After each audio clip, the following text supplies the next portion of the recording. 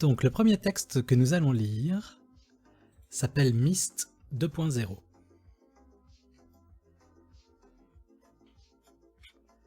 Myst 2.0. La bataille faisait rage depuis plusieurs jours. Le bruit des combats ne se taisait jamais.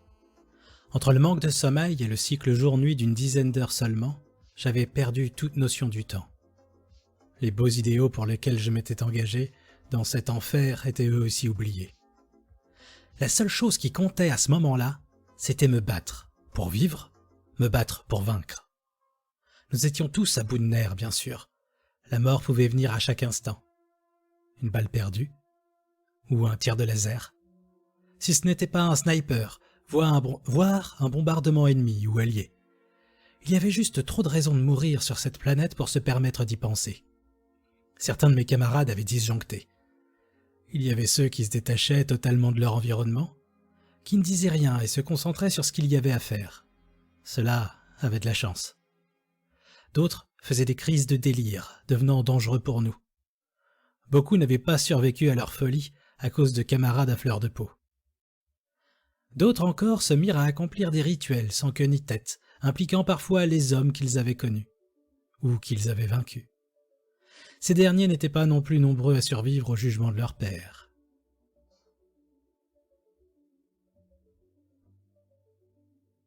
Salut Ellie. Pas de son, tu l'entends pas?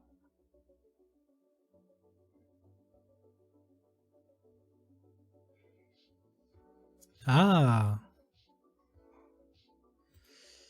très bien, je vais reprendre alors. Maintenant c'est bon, tu m'entends?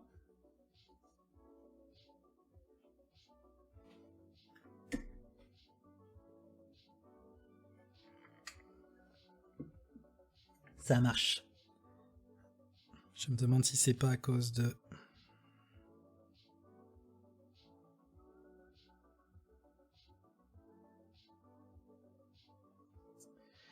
Ok. Donc, Myst 2.0.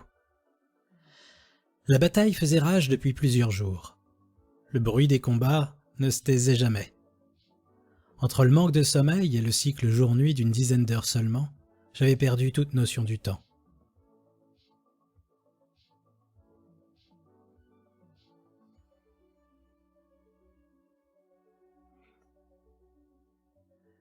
Les beaux idéaux pour lesquels je m'étais engagé dans cet enfer étaient eux aussi oubliés. La seule chose qui comptait à ce moment-là, c'était me battre pour vivre, me battre pour vaincre. Nous étions tous à bout de nerfs, bien sûr. La mort pouvait venir à chaque instant. Une balle perdue ou un tir de laser. Si ce n'était pas un sniper, voire un bombardement ennemi ou allié. Il y avait juste trop de raisons de mourir sur cette planète pour se permettre d'y penser. Certains de mes camarades avaient disjoncté.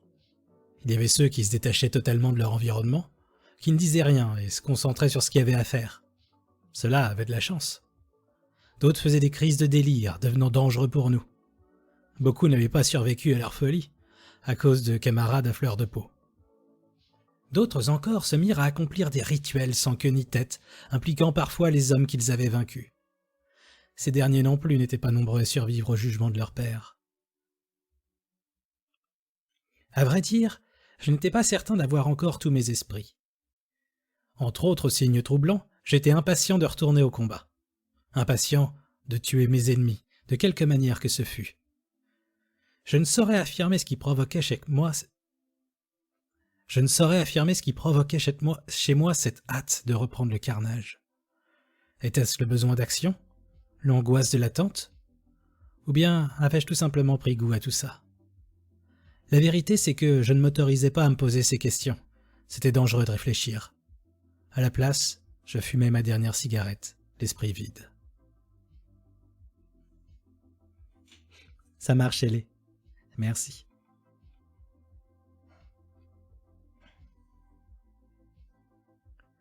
Tout d'un coup, une explosion fit s'effondrer le bâtiment dans lequel nous étions réfugiés, l'éventrant en deux. Je tombais du premier étage dans les décombres. Une chance. Ma combinaison de combat me protégea de la chute et de celle de l'immeuble. Une petite merveille de technologie s'établit, à la fois armure, scaphandre et exosquelette, résistant aussi bien aux coups qu'aux balles standards, une exclusivité de notre armée. Évidemment, ceux d'en face avaient des lasers et autres armes étonnamment efficaces pour les traverser. Ceux qui restèrent à l'étage furent récompensés par un tir nourri, et derrière eux, l'immeuble continua de se désagréger. Mon interface optique m'apprit que mon unité se défendait bien, mais pas assez. Des soldats des deux camps tombaient à une vitesse effrayante, mais les autres étaient juste trop nombreux. Bientôt, des ordres arrivèrent. Tous les hommes au rez-de-chaussée devaient se regrouper et contourner l'assaillant pour le prendre de flanc. Facile. Il occupait tout le boulevard sur 500 mètres. Nous étions un effectif à peine suffisant si notre plan fonctionnait. Cela ne ferait qu'égaliser les chances. Nous dépassâmes rapidement l'ennemi, malgré des décombres qui entravaient notre avancée. Puis nous chargeâmes, mitrailleuses au poing, dans un élan de fureur dévastatrice, sans cesser de tirer jusqu'à arriver au contact. Le temps de comprendre ce qu'il se passait, ils avaient essuyé de lourdes pertes.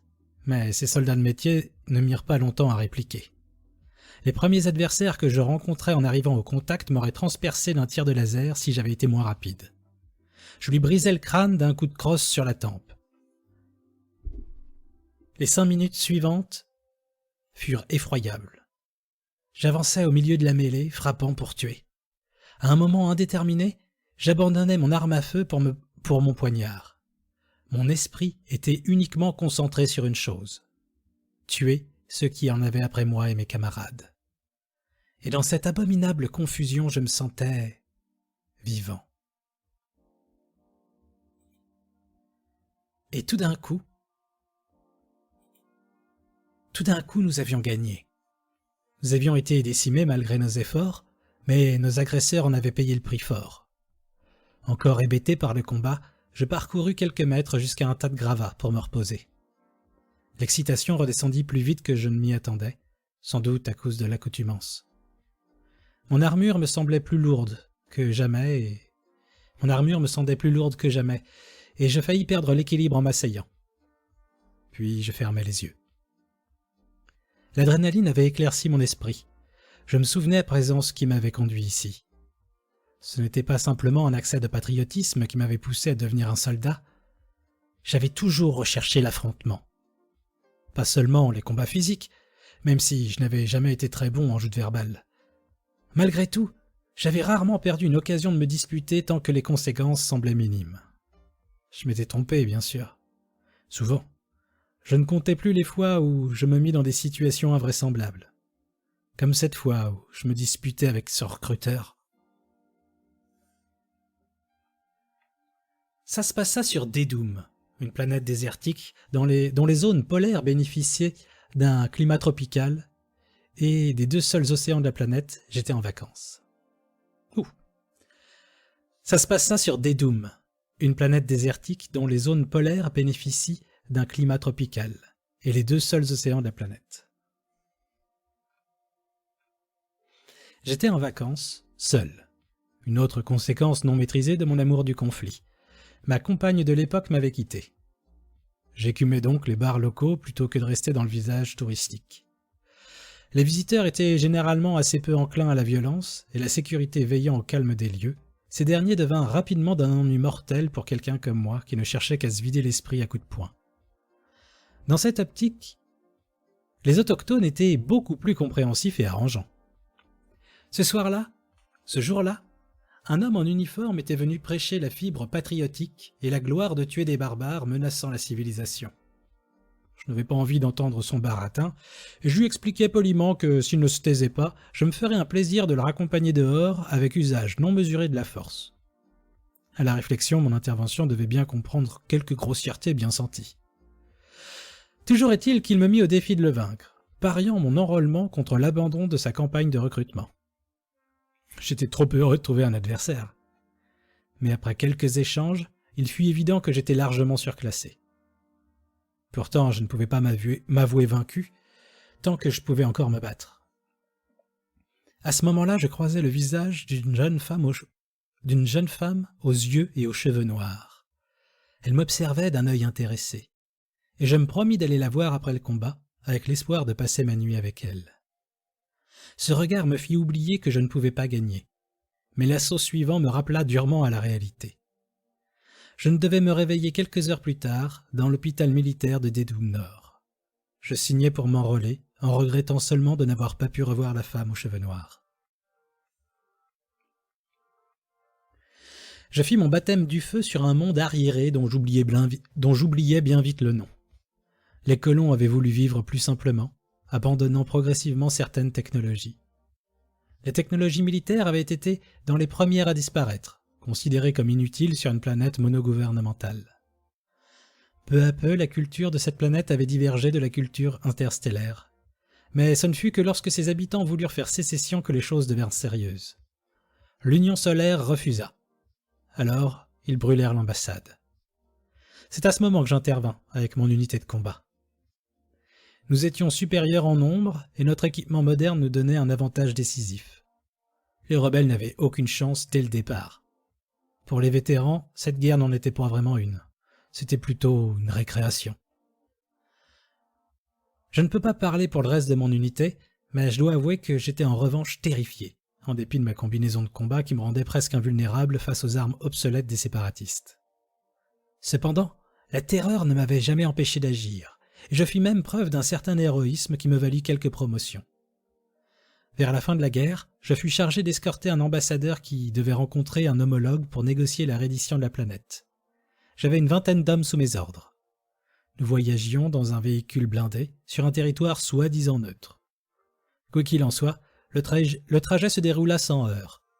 L'ambassadeur était une ambassadrice. Elle semblait étonnamment calme et décontractée.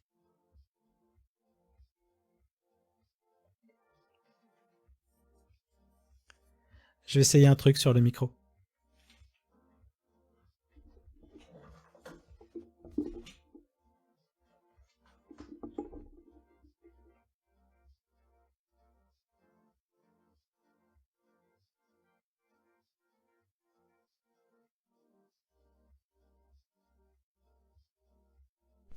Désolé pour le lag.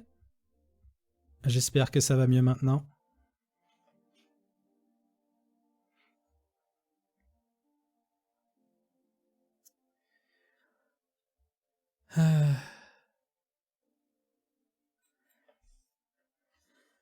Je ne sais pas trop où ça s'est arrêté, je vais donc reprendre quelques lignes plus tôt. La terreur ne m'avait jamais empêché d'agir. Je fis même preuve d'un certain héroïsme qui me valut quelques promotions.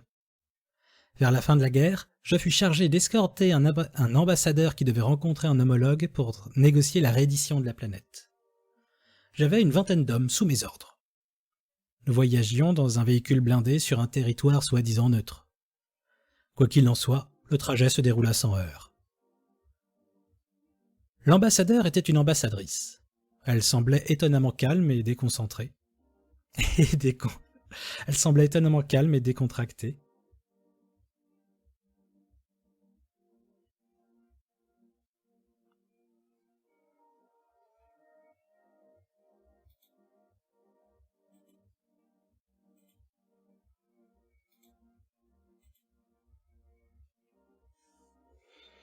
Ok, je viens de quitter ce qui pourrait faire laguer peut-être.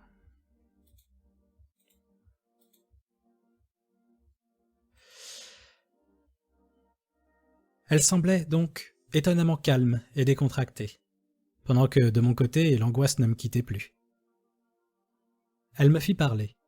Avec ses yeux noirs, bordés de rides légères et son sourire d'ange, elle inspirait immédiatement la confiance, ce qui était sans doute ce qu'on attendait d'un diplomate.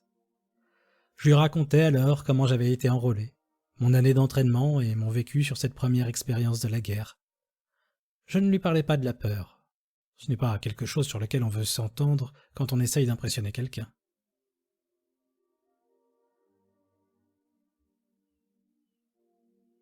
Encore moins devant ses camarades soldats, surtout quand on est censé commander. Ça roule, Lélé. Merci pour les commentaires. L'arrêt des combats a été signé peu après. Je me suis jamais intéressé aux détails. Je fus décoré et mis en réserve en attendant ma prochaine affectation. La terreur me laissa tranquille au moment où je quittais l'astre anonyme, mais l'ennui vint bientôt combler le vide laissé. Pendant les mois qui suivirent, ma seule volonté était de retourner au combat. Je fis l'erreur que font beaucoup de soldats désœuvrés. Je passais mon temps à boire et à faire des conneries avec des complices. Je finis par casser le nez d'un officier parce qu'il me faisait la morale. J'avais bu un peu trop ce jour-là. Le lendemain, je passais en cours martial et je fus dégradé au rang de simple soldat. En outre, j'écopais de plusieurs mois de trous. Je ne les ai jamais faits, apparemment parce que l'homme dont j'avais abîmé le visage avait la rancune tenace.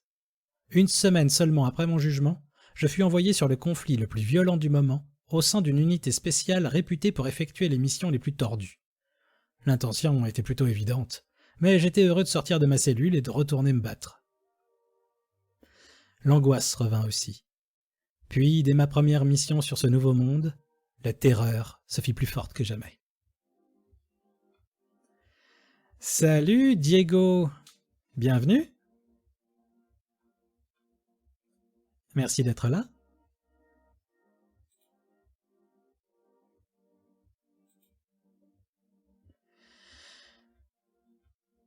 Ça va bien et toi? Quel bon vent t'amène?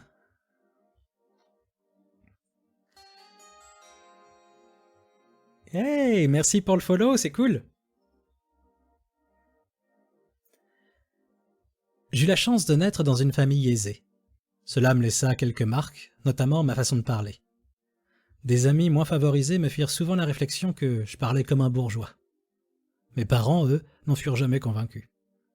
Ils étaient fiers de leur niveau de vie et exigeaient un langage impeccablement châtié. C'était le genre de la famille qui emploie une jeune fille au père. Une très jolie jeune fille, aux cheveux charbon et aux yeux de nuit. Quand elle arriva à la maison, j'avais 9 ans, et j'en tombais amoureux. Elle avait 18 ans, je crois qu'elle m'aimait bien.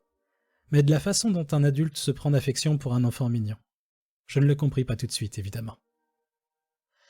Pendant presque toute ma scolarité, je fis de mon mieux pour être bon en classe, pour gagner son approbation, son estime, son amour en soi. Dans un sens, cela fonctionna puisqu'elle avait effectivement de l'affection pour moi. Son influence ne s'arrêtait pas à mes performances scolaires, je m'efforçais aussi de garder mon caractère belliqueux, de le calmer. Ce fut difficile, mais je tins bon. Vers 13 ans, je rejoignis un cours de boxe car j'avais vraiment besoin de me battre. Ce fut une bonne décision, pour des tas de raisons. D'abord, ça me permit effectivement de canaliser mon énergie. Ensuite, je pus acquérir les bases du combat à main nue, ce qui s'avéra utile pour le reste de mon existence.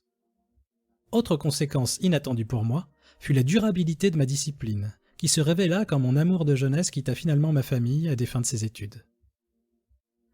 Je fus bien triste, bien sûr, et mon moral plongea pendant quelques mois.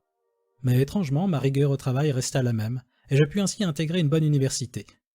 Là, je rencontrai ma future femme, une jolie fille, intelligente, qui abhorrait la violence, du nom d'Adèle. Elle avait les yeux verts et les cheveux châtains.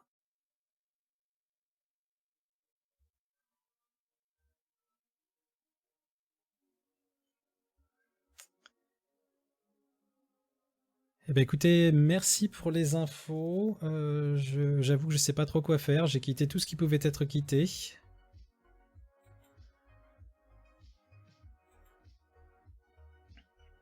Je regarderai pour la prochaine fois ce que je peux libérer.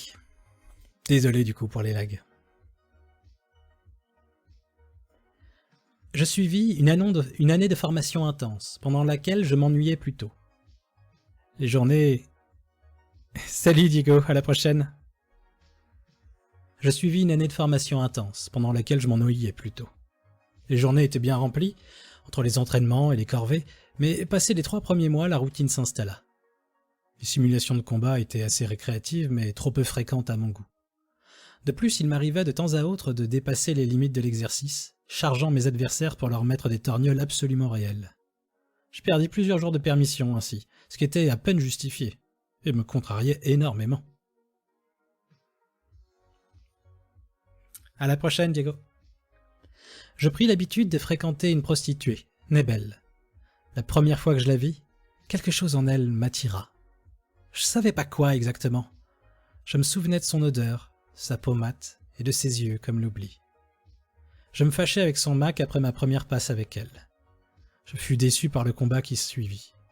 Je crus l'avoir tué, mais je ne restai pas pour vérifier. Nebel ne reparla jamais de lui, et elle ne subit apparemment plus les conséquences de ma brutalité. Je crois qu'elle aimait bien mon tempérament.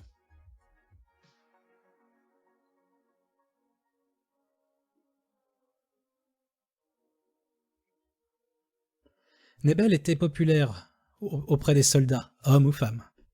Elle avait l'habitude de boire dans les mêmes bars et de se mêler aux militaires de sortie. Elle aimait beaucoup provoquer des bagarres entre quelques brutes comme moi qui n'attendaient qu'un prétexte et compter les points ou les points.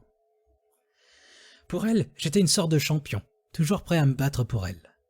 Je n'étais pas le plus fort, mais j'étais sans doute le plus enthousiaste pour rentrer dans ces petits jeux. On était une sorte de couple bizarre réuni par des intérêts communs. Et comme il y avait souvent de l'argent en jeu, je gagnais quelques nuits de tendresse. Des nuits toujours plus intenses que les soirées régulières. Des nuits où Nebel ne travaillait pas. Je la vis même se battre, une fois, avec un civil qui avait visiblement trop bu pour savoir ce qu'il faisait. Il était en train de provoquer Poussin, une montagne de muscles dotée d'un inébranlable sang-froid et d'une gentillesse inattendue pour un tueur professionnel, ce qui sauva probablement la vie du poivreau, avant que Nebel ne s'occupe de lui. Elle lui envoya une droite qui stupéfia toute la salle. Pendant quelques secondes, le pauvre homme la fixa avec un regard chargé d'incompréhension, puis il tomba par terre. Le silence se prolongea encore un peu, puis Nebel leva son poing en criant « C'est ma tournée !» et la soirée continua. Grâce à sa popularité, elle réussit à assister au tournoi de boxe de la caserne, normalement interdit aux civils. Ses amitiés s'étendaient à quelques officiers pas trop à cheval sur le règlement. Je faisais partie des combattants sélectionnés. Quand je montais sur le ring, je croisais à chaque fois son regard pénétrant. À chaque fois, je sentais ma volonté de vaincre gonfler, jusqu'à entrer dans un état second. Comme dans un rêve, mes coups étaient d'une précision redoutable, et je contrais ceux de mes adversaires sans difficulté. Je finis par me retrouver en finale, contre Poussin. Le combat fut glorieux. Pendant les 2 premiers rounds, je menais le rythme, enchaînant coup sur coup, esquivant, parant, contre-attaquant presque à chaque fois. Seulement, Poussin n'était pas qu'une montagne de muscles. C'était l'homme le plus endurant que j'ai jamais connu. Même si mes coups l'affectaient, il ne pliait pas. Pire, même quand je parais les siens, je n'en sortais pas indemne. Je perdis le combat, en même temps que l'initiative au début du 3e round. Ma seule chance à ce moment-là aurait été que Poussin fût plus proche du chaos qu'il ne le montrait. Je sentais le regard de Nebel sur moi. Je devais finir ce combat. Je devais le gagner malgré mes faibles chances. Après tout, Poussin n'avait jamais eu l'air aussi mal en point. Cet état d'esprit me fit tenir 5 rounds de plus et me permit de reprendre le dessus pendant quelques secondes. Malheureusement, la réalité me rattrapa brutalement sous la forme d'un uppercut qui me prit totalement par surprise.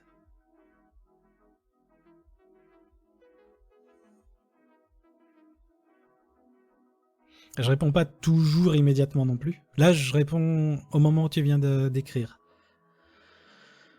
Ce qui est un peu casse-pied si il se passe un gros écart de temps.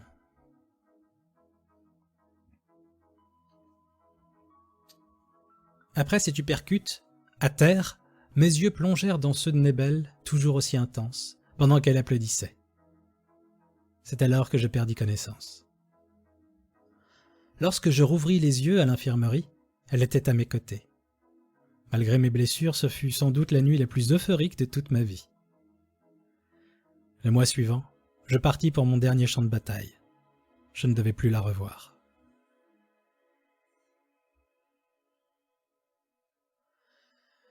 Quand je rouvris les yeux, mon unité était partie. J'avais dû m'assoupir plus de 5 minutes et il m'avait cru mort.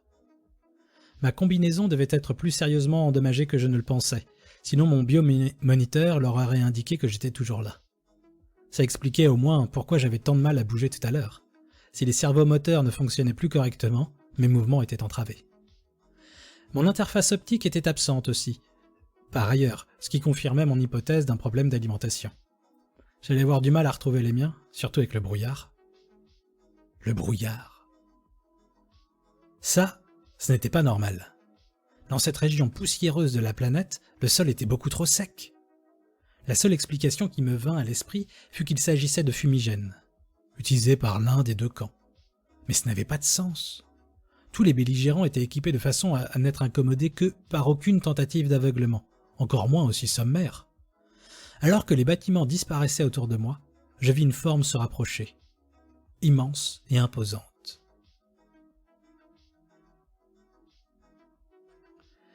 À aucun moment je ne songeais à me déplacer. J'étais fasciné par ce que je voyais. Traversant la brume, marchant au milieu des cadavres recouverts d'un linceul vaporeux, je vis se dresser la silhouette d'une guerrière chevauchant un fauve massif dont le garrot devait dépasser ma tête. Il y avait une gueule allongée, le pelage gris et noir, et ses yeux jaunes me fixaient intensément. Sur son dos, la guerrière belle et terrible. Elle avait la peau mate et les longs cheveux noirs. Elle était grande et, si les formes de son armure de nuit étaient sans conteste féminines, elle impliquait également une musculature rivalisant avec les plus gros bras de mon unité. En outre, son équipement ne ressemblait à rien de ce que j'avais déjà vu, et était par ailleurs fortement stylisé, jusqu'à des plumes forgées aux coudes, aux genoux et sur le casque. Ça ressemblait plus à une armure d'apparat qu'à une armure de guerre, d'autant qu'elle semblait faite d'un alliage que je ne connaissais pas, plutôt que de matériaux composites des combinaisons de combat. Elle descendit de sa monture et vint dans ma direction. Alors qu'elle se penchait au-dessus de moi, je ne pus détourner mon regard, et ses yeux sombres qui semblaient sonder mon âme.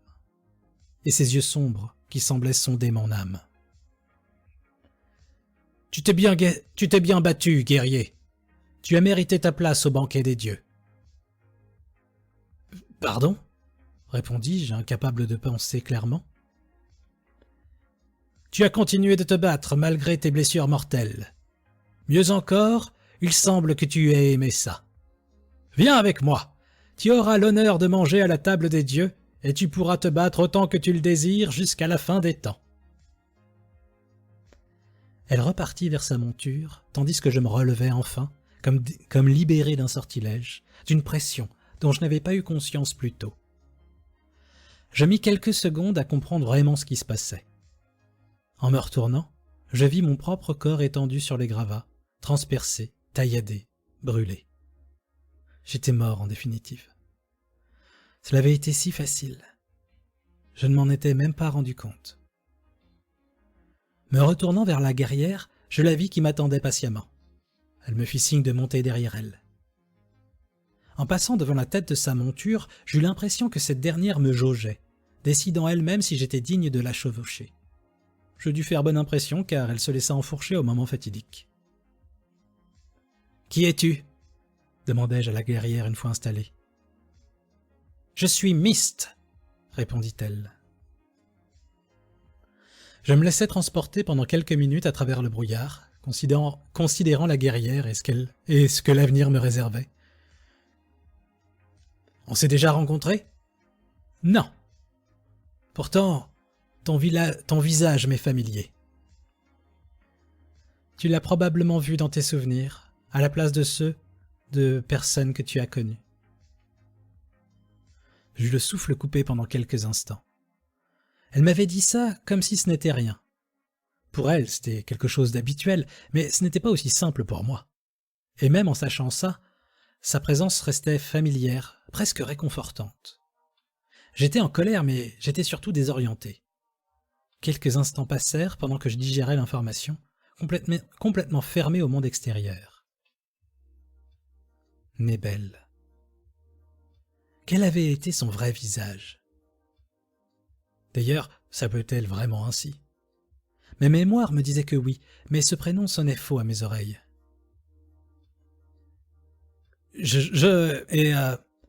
C'est la seule chose qui a changé dans mes souvenirs ?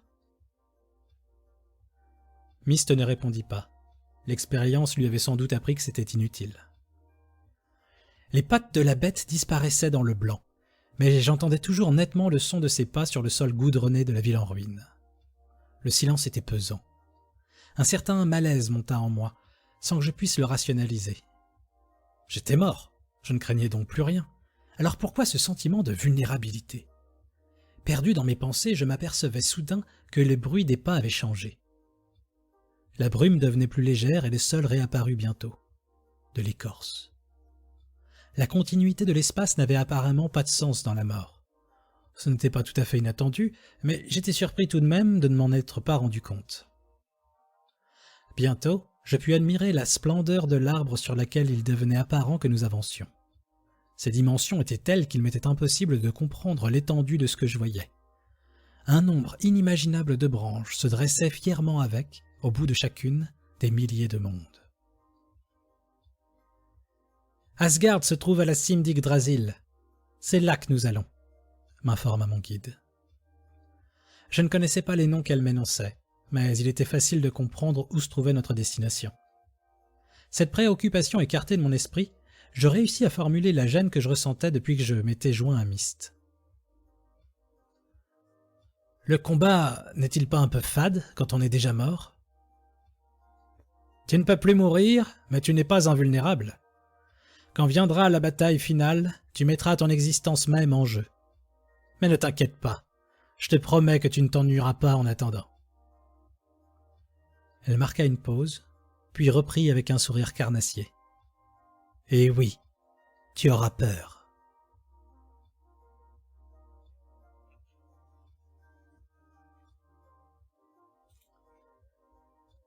C'était donc Myst 2.0 par Darfeld.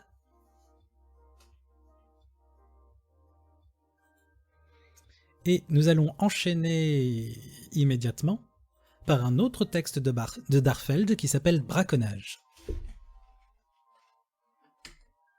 Mais avant ça, santé.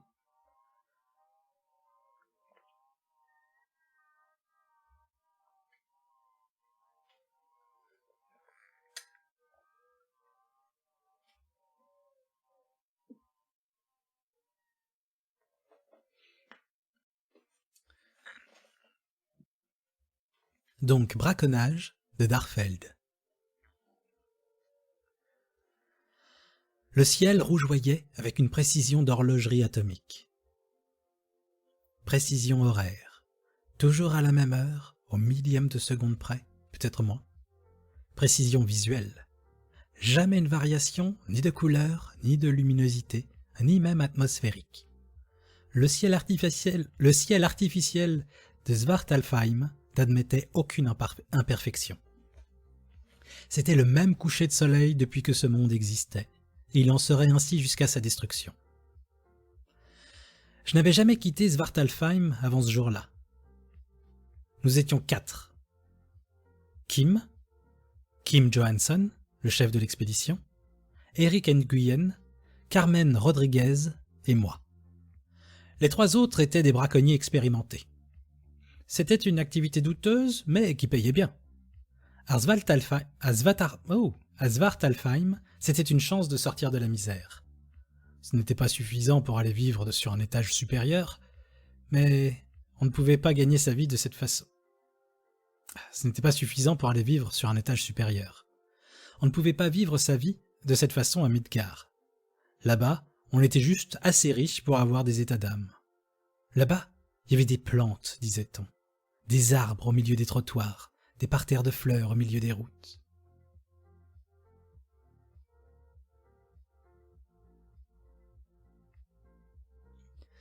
On parlait même de gens qui auraient des plantes chez eux, dans des pots. Il y avait également des animaux. Pas seulement des insectes, des chats, des chiens, des poissons. Depuis longtemps, je voulais voir des poissons. En vrai, hein, pas en image. C'était idiot, ça ne m'apporterait rien, probablement rien, mais j'en avais envie. Je voulais voir des oiseaux aussi. Certaines rumeurs parlaient d'oiseaux à Midgard. Bien sûr, pourquoi pas des dinosaures?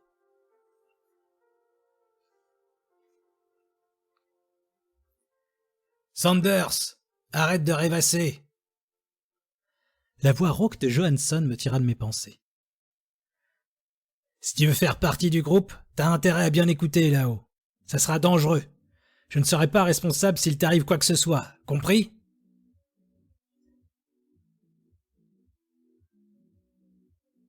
Oui, madame. Très bien, fit Johansson avec un sourire satisfait. Bon, résumons. La commande vient d'une célébrité vivant sur Alfheim. Elle laissa le temps à tout le monde de bien intégrer l'information. Alfheim était 2 niveaux au-dessus de Midgard. Sur l'Yggdrasil, ça signifiait beaucoup, beaucoup plus riche. Les rumeurs sur Alfheim étaient peu nombreuses, car celles sur Jotunheim, juste au-dessus de Midgard, étaient déjà délirantes. Johansson reprit. « Cette personne veut un tigre. Nous allons lui chercher un tigreau en Asgard. Je veux que tout se passe le plus discrètement possible. Les fusils ne sont à utiliser qu'en dernier recours. » Tout le monde acquiesça. Johansson n'aurait jamais accepté un excité de la gâchette. Pas par éthique, simplement parce qu'un coup de feu était le plus sûr moyen de se faire repérer et arrêter par les gardes d'Asgard. Et ils avaient tendance à brutaliser les gens qui blessaient les animaux. Je me repris à rêver. Asgard, l'étage des réserves. Des milliers de kilomètres carrés de nature reproduite, peuplés de créatures légendaires. Je me forçais à revenir au briefing. Je ne voulais en aucun cas me faire éliminer bêtement de la mission. L'ascenseur nous mènera au centre d'une zone de jungle, sur des sentiers d'entretien. Nous repartirons par le même chemin. Dans le cas où cette retraite serait coupée, vous avez sur vos ordinateurs personnels la carte d'Asgard et les points de sortie. Sanders, j'espère que tu as bien révisé le code des gardes.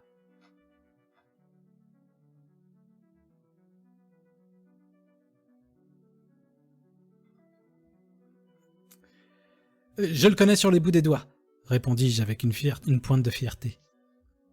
Très bien, allons-y. L'ascension fut beaucoup moins longue que ce à quoi je m'attendais.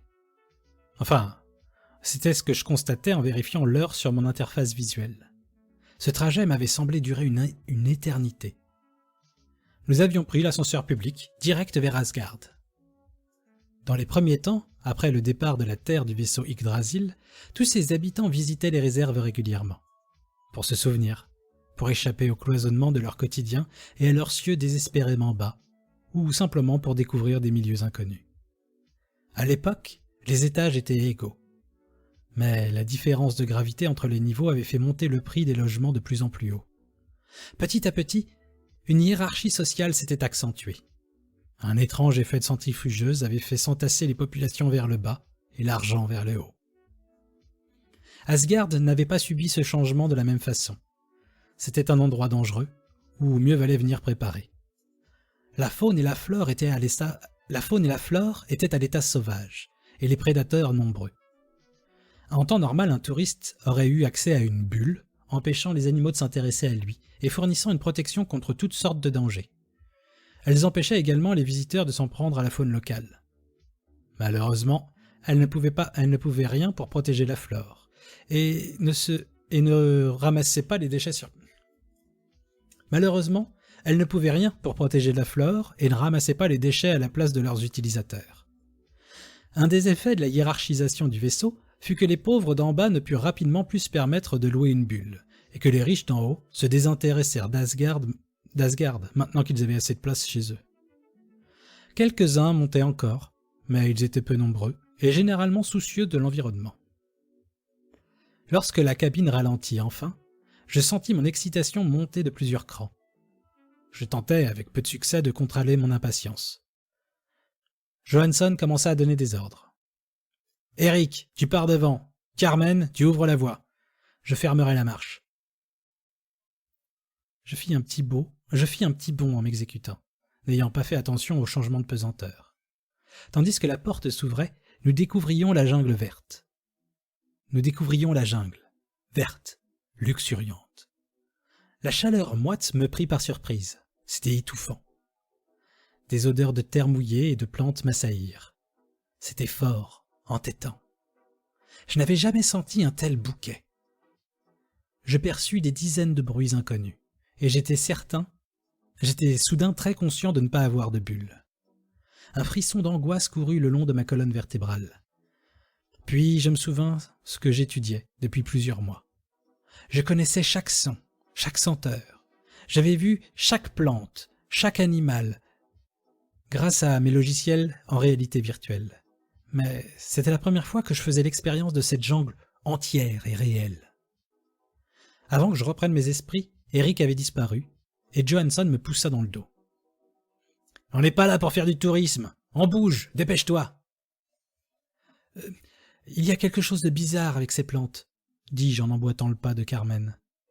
Elles m'ont l'air beaucoup trop grandes. C'est à cause de la gravité plus faible d'Asgard. C'est à cause de la gravité plus faible d'Asgard, répondit Carmen. Tes simulations datent d'avant le départ, probablement. Ici, les végétaux ont moins de mal à acheminer de la sève vers le haut.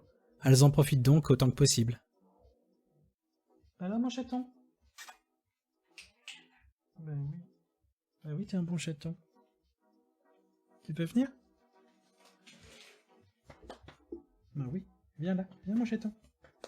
Allez, viens, mon chaton. Hop! Ouais! Et... rien que pour vous, le chaton.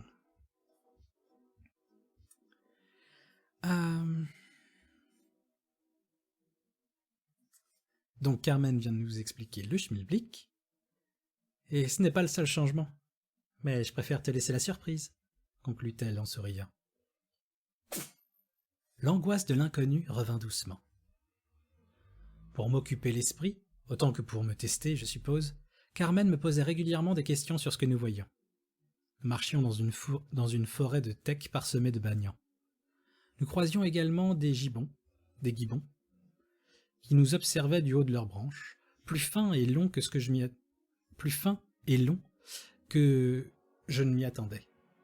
Un rhinocéros à la carapace plus épaisse que dans mes souvenirs, et un porc épic, étrangement semblable à ceux des simulations, à part qu'il escaladait un tronc d'arbre. Nous marchions depuis 2h30, d'après mon interface, quand Eric revint vers nous. « J'ai trouvé des traces de griffes sur le tronc, un peu plus loin. Nous allons entrer dans le territoire d'un tigre. »« Excellent !» fit Johansson. « Avec un peu de chance, nous aurons bientôt ce que nous sommes venus chercher. Maintenant, silence ! Sanders, si tu fais trop de bruit, je te renvoie à l'ascenseur, compris ?» Je hochai la tête doucement en pinçant les lèvres. « Parfait !»« Par contre, la zone est balisée !»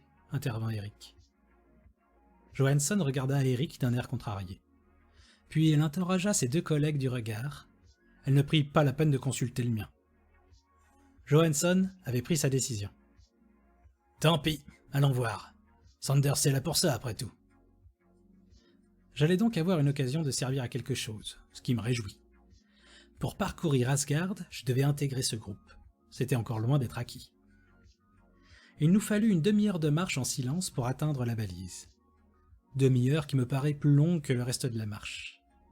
La tension était palpable tandis que nous avancions le plus discrètement possible. Carmen surveillait un côté tandis que je surveillais l'autre. Johansson marchait quasiment à reculons. Nous arrivâmes finalement sans encombre devant un arbre portant la balise. Je n'eus aucun mal à le déchiffrer.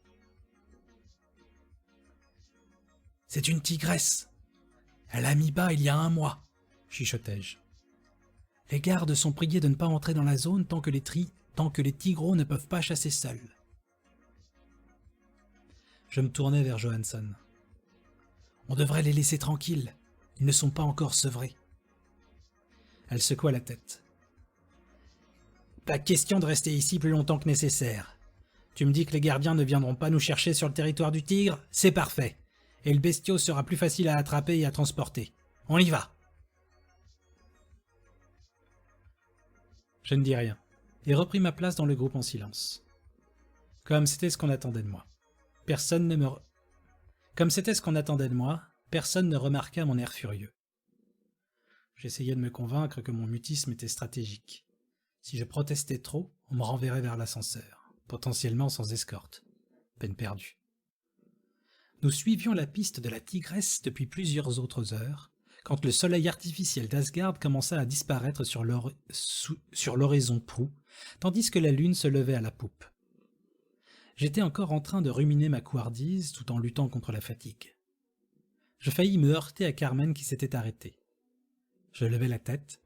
Eric aussi s'était arrêté. Tous deux regardaient dans la même direction. Eric gesticula quelques signes de main en direction de Johansson. 2 tigros. Mère absente, partie chasser peut-être. Ok, contourne-les, Carmen à droite, Sanders à gauche, à mon signal. Nous prîmes nos positions, moi y compris. Je ne savais pas quoi faire d'autre, et je n'arrivais pas à réfléchir. Johansson donna le signal. Nous nous approchâmes ensemble de notre proie. Tout d'un coup, l'un des tigreaux dressa la tête, aussitôt imité par le second. Pendant quelques secondes qui s'étirèrent, personne n'osa bouger, et nous restâmes figés comme dans un panorama 3D. Puis, les deux petits détalèrent en direction d'Eric, qui réussit à en attraper un au passage. Le second disparut dans la végétation. Notre prise se débattit, cherchant à mordre et à griffer, mais Eric l'attrapa rapidement par la peau du cou et le força à s'immobiliser, tandis que Carmen s'approchait déjà, un sédatif à la main. Dans quelques minutes, nous pourrions repartir, et tout se serait bien passé. Mais non. Johansson était trop hâtive. Elle n'aimait pas être ici. Elle voulait juste de l'argent rapidement gagné, même si ça impliquait du danger. La possibilité de finir la mission en moins de 2 jours lui avait fait prendre un risque stupide, et Eric et Carmen étaient coupables de la même avidité, puisqu'ils l'avaient laissé faire malgré l'expérience. Je ne pus retenir un cri lorsque je vis la mère derrière Eric. Johansson réagit à une telle vitesse que je n'eus pu déterminer si c'était moi qui l'avais alerté ou si elle avait repéré le fauve en même temps que moi. Elle épaula son fusil et tira. « Bordel de Dieu !» La bête s'écroula par terre avant d'avoir pu bondir. Eric avait lâché le tigreau sous la surprise, ce qui fit cracher un nouveau juron à Johansson. « Merde !» Eric, Carmen et moi étions sous le choc. Dans ma tête se disputait la culpabilité d'avoir permis ce crime et l'image d'Eric, déchiqueté à mort. Johansson aboyait. « Allez, on bouge! Il faut mettre le plus de distance possible entre nous et ce coup de feu. Les gardes ne s'arrêteront plus aux balises maintenant. Allez, debout! On doit atteindre le prochain ascenseur à 30 km en direction rétrograde. » Le groupe prit beaucoup moins de précautions pour fuir. Nous avancions le plus vite que nous le pouvions, et sans l'expérience et l'entraînement des autres, je me laissais distancer. La gravité plus faible d'Asgard, qui ne m'avait pas posé de problème tant que nous marchions, me fit trébucher alors que je tentais de courir. Je perdis rapidement les autres de vue, puis je ne les entendis plus. Je tentais de suivre leur piste, mais il me parut bientôt évident que je l'avais perdue. Je finis par m'arrêter à bout de souffle. En proie au doute et au découragement, je restais planté au milieu de nulle part. Mon esprit tentait de résoudre 2 problèmes à la fois. Comment les retrouver? Et comment avais-je pu être complice d'un tel drame? Ils ne me cherchaient pas, ils avaient trop peur de la jungle et des gardiens. Mais c'était ma seule chance de survivre à cet endroit. La carte! J'avais une carte, et je savais quelle était ma destination. Mais voulais-je seulement les retrouver? Il y avait d'autres sorties? Arriverais-je à en atteindre une? Est-ce que je voulais retourner en bas? Dans ma confusion, je grimpais à un banyan dans l'espoir d'y voir plus clair. Malgré la fatigue, l'adrénaline et la faible pesanteur me permirent d'escalader l'arbre géant. Qu'était-il advenu de la tigresse? Dans l'action et l'obscurité, je n'avais pas vu où elle avait été atteinte. Je me souvenais de l'odeur de la poudre et du sang, et mes oreilles sifflaient toujours. J'espérais que les gardiens pourraient faire quelque chose, mais la culpabilité me serrait l'estomac. La culpabilité d'avoir peut-être été à l'origine de la mort du fauve, mais aussi de me sentir coupable d'avoir sauvé Eric.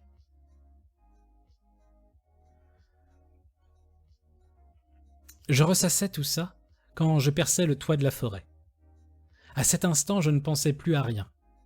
La douce lumière de la lune éclairait l'intérieur cylindrique d'Asgard, et je pouvais voir toute la jungle, partout autour de moi, y compris au-dessus. Je savais quelle était la forme de mon monde, mais c'était la première fois que je pouvais le voir de mes yeux. Tentant de comprendre le spectacle qui s'offrait à moi, j'oubliais mes doutes et mes peurs. Puis l'épuisement eut finalement raison de moi et je finis par m'endormir. Le lendemain, j'étais finalement arrivé sans encombre à l'ascenseur. La nuit et la fortune m'avaient aidé à mettre de l'ordre dans mes idées. Une vie routinière sans avenir à Svartalfheim, rythmé par la précision mécanique de son soleil, avec quelques rares insectes et moisissures en guise de faune et flore, je ne pouvais plus l'envisager. J'attendis donc Johansson, Eric et Carmen, espérant avoir réussi à les prendre de vitesse. Mon attente fut assez courte. Moins de 20 minutes après moi, Johansson et Eric apparurent moins pressés et plus méfiants que quand ils avaient disparu. « Sanders, je ne pensais pas te voir ici. Tu es plus capable que je ne le pensais. » La méfiance était palpable. Elle ne comprenait pas comment j'avais pu les devancer. Ou peut-être juste comment j'avais survécu pendant la nuit. Je ne la blâmais pas. J'ai pris un raccourci, et j'ai eu beaucoup de chance. Où est Carmen ? Le visage d'Eric s'assombrit, mais celui de Johansson resta de marbre quand elle répondit. Elle est restée derrière. Elle s'est fait mordre par un serpent. Avec un peu de chance, les gardiens la trouveront et la soigneront. Vous l'avez abandonnée, elle aussi. Ce n'était pas une question. Je savais que Johansson était pragmatique, et elle n'avait pas hésité à mon sujet cette nuit. Les autres non plus, d'ailleurs. Mais nous ne pouvions rien faire pour sa morsure. Nous ne pouvions pas non plus la transporter. Elle nous aurait ralenti. Elle parlait sur le ton de la conversation. J'étais persuadé que ma réapparition l'avait plus troublée que le sort de leur camarade. « Vous l'avez achevée ? » ?»« Bien sûr que non. Je lui ai laissé mon fusil. Elle devait tirer en l'air pour attirer les gardiens. »« Je n'ai entendu aucun coup de feu. » ?»« Non. » Je la regardai dans les yeux sans répliquer. Elle reprit. « On discutera de tout ça plus tard. Pour le moment, il faut qu'on se tire d'ici. » Je les laissai passer à côté de moi sans bouger, les suivant simplement de la tête. Leur hâte trahissait leur malaise d'être dans cet environnement, d'être poursuivis. Pour ma part, je n'avais aucune envie de retrouver Svartalfheim. J'entendis Johansson s'énerver sur la commande de l'ascenseur. « Bordel ! Mais qu'est-ce qui se passe ? Ça ne répond pas !»« Il est désactivé, » répondis-je sur le ton de la conversation. « Les gardiens l'ont bloqué pour vous empêcher de fuir. » La stupéfaction se lut dans le visage d'Eric, la haine sur celui de Johansson. « Vous !» cracha-t-elle. « Tu nous as trahis !» Sans une hésitation, elle leva son fusil et me tira dessus. Le bouclier de ma bulle nouvellement acquise me sauva, mais le choc me fit tomber en arrière tandis que Johansson partait en courant. Elle fut arrêtée aussitôt par un gardien qui, laissant tomber son camouflage, lui fit lâcher son arme et la maîtrisa en un mouvement. Eric jeta son arme à terre et leva les mains en signe de reddition. « Tu as sauvé ta peau en vendant la nôtre !» m'accusa Johansson. « Non, j'ai refusé ce marché. Je purgerai ma peine comme vous. »« Alors, pourquoi ?» Le gardien qui la maîtrisait répondit à ma place. « Pour entrer dans la garde d'Asgard, pour protéger cet endroit des gens comme vous, et protéger les gens comme vous de cet endroit. »